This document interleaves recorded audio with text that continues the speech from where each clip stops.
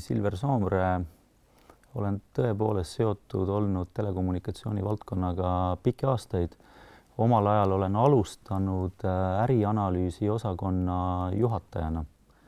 Et see oli siis osakond, mis tegeles toodete teenuste analüüsiga. Seal oli 3 inimest ja see oli tegelikult mu esimene selline juhi positsioon. Peale seda tegelikult viisime läbi tollases Elionis päris suure konsolideerimise või konsolideerumise just niisuguse finants- ja ärianalüüsi valdkonnas, ühendades ja liites kõik erinevad funktsioonid, mis selle alaga tegelesid. Et seal oli siis lõpuks kokku ja koos juba 25 inimest ja ma olin siis selle finants- ja ärianalüüsi osakonna juht. Ja see tegeles kogu ettevõtte nii analüüsi poolega kui finantspoolega, prognoosid, kõik muu sinna juurde kuulub. Ja peale seda ma olen kusagil 6 aastat tegelenud siis toodete teenuste juhtimisega, kogu erakliendi üksuse juhtimisega, olnud juhatuse liige, Elionis vastutanud kogu erakliendi äri eest ja sinna alla kuulusid siis nii turundus, toodete teenuste, äriline arendus, kõik müügikanalid, poed, call centrid või kontaktikeskused, mis sellistel ettevõtetel on.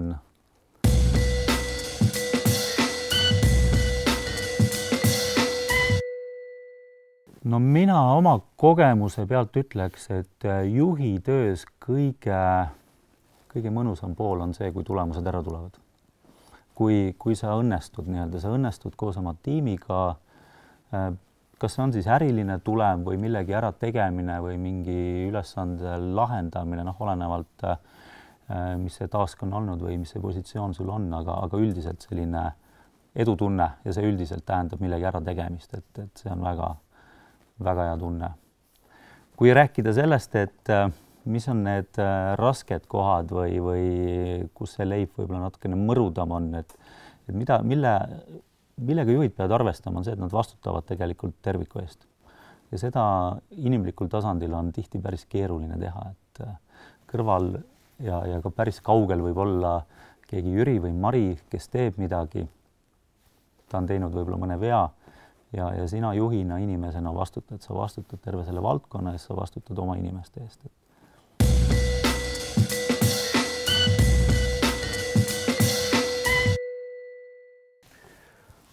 Juht 24/7, ta ei pea olema tööl.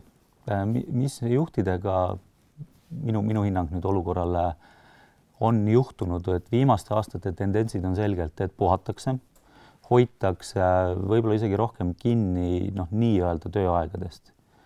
Et ei istuta seal võib-olla 10-12-ni õhtul enam tööl. Küll aga kuhu maailm on läinud ja võib-olla olete ise ka kõik tähele pannud, et ega infot tuleb igast uksest aknast, et meilid, sotsiaalvõrgustikud, kõned, muud asjad, et sa ei saa eemal olla, et isegi kui see tööaeg on läbi, see info jõuab sinuni. Ja teine teema, mis on, et pead sa ei saa ära puhastada, et mõtted kiirlevad, pörlevad, sa mõtled ikka nendele tööasjadele, tööprobleemidele, sellest ei saa välja.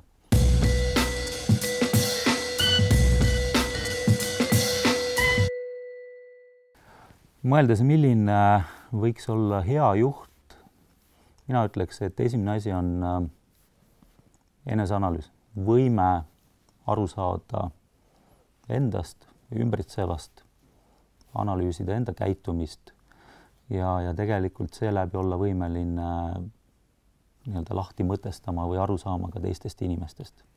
Sellega tuleb kaasa muidugi kohe selline empaatiavõime, et tänased juhid kindlasti ei ole need, kes käsevad, poovad, lasevad. Pigem on nad sellised liidritüüpi, et nad innustavad inimesi, inimesed hakkavad neile järgnema. Kõik see pool nõuab sellist arusaama, miks inimesed teevad asju nii, nagu nad teevad, mis neid drive'ib, mis neid motiveerib. Ja hea juht kindlasti omab visiooni, et tal on see mingi suurem nägemus, mingi suurem pilt, kuhu ta tahab jõuda, kuhu ta tahab selle meeskonna viia mida ta tahab ära teha, saavutada.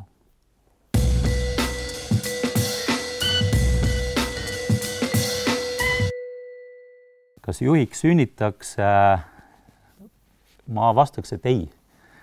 Sündides osad inimesed minu hinnangul saavad kaasa palju häid omadusi, et olla juht, et kellel on see karismaatiline võime inimestega suhelda, see aitab palju näiteks, aga väga palju on juhtimises ka selliseid praktikaid, tehnikaid, mida lihtsalt on võimalik õppida ja teiseks juhtimisega tegeledes nii-öelda, et see kogemus aitab ikkagi väga palju kaasa, mida rohkem sa sellega kokku oled puutunud, seda rohkem see sind õpetab.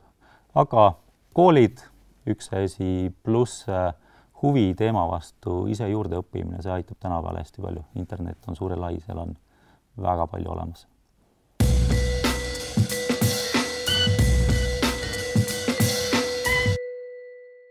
No kui vaadata nüüd erinevate tasemete, astmete juhte, siis mis neid kõiki kindlasti ühendab, on töö inimestega. Et juhtimine on inimestega tegelemine, inimeste juhtimine. Vahet ei ole, et oled sa 2 inimese juht või 1000 inimestega sa pead tegelema ikkagi. Nagu ma ennem välja ka tõin, seesama visioon või nägemus, mida sa tahad ära teha, see peab olema sul kõikidel tasanditel ikkagi olemas. Et seal ei ole mitte mingeid vabandusi, ma nii väike juht, et mis see minu arvamus nüüd loeb, et loeb küll, et oma arvamus peab olema töö inimestega ja nii üllatav, kui see ka pole, mida kõikide astmete juhid peavad tegema, on lihtne asi, nii-öelda lihtne otsustamine. Ehk otsuseid tuleb vastu võtta, see on osa sellest mängust. Kui sa otsuseid ei tee, otsuseid vastu ei võta, siis kahjuks ei ole tegu juhtimisega enam.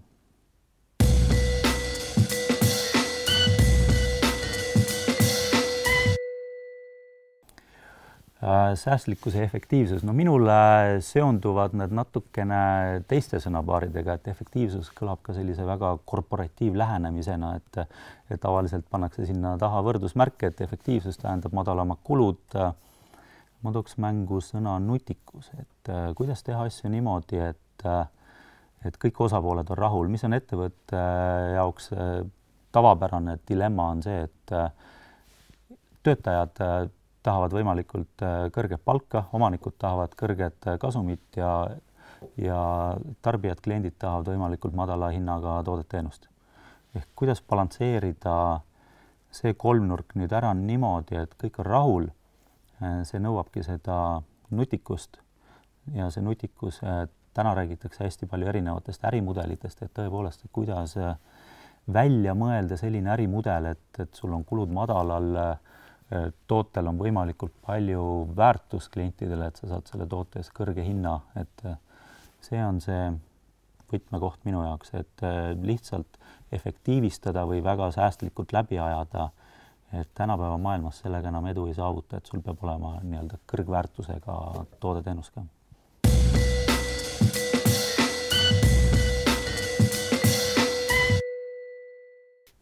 Mis mind kõige rohkem juhtimises on õpetanud, ma ei ütleks otse läbikukkumised, aga ebaõnnestumised. Ehk kui mingid asjad ei ole ikkagi läinud tõepoolest nii nagu ma olen oma vaimusilmas seda ette kujutanud või nii nagu see eelnevalt kokku lepitud tulem siis teiste juhtide või omanikega on olnud. Miks ta õpetab? Väga lihtne, valus on, paha on ja see sunnib eneseanalüüsile, et miks need asjad niimoodi läksid, mida mina oleks saanud teha teistmoodi, vaadata ka laiemalt, et võib-olla meeskond ümbritsevad, et mis seal ka juhtus. Aga tihti on see seotud su endaga ja eneseanalüüs ja miks need asjad nii on.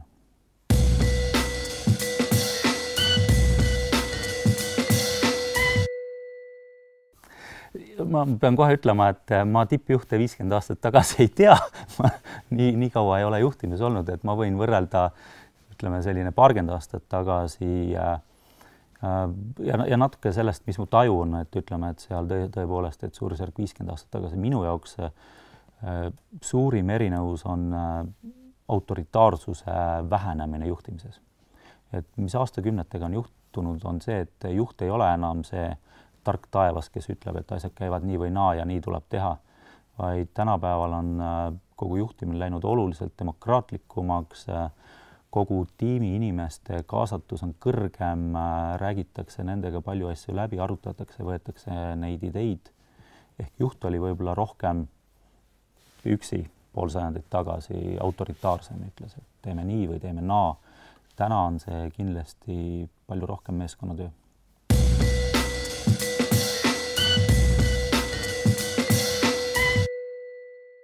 Mõtle kõigepealt, miks sa tahad seda. Katsu endast aru saada.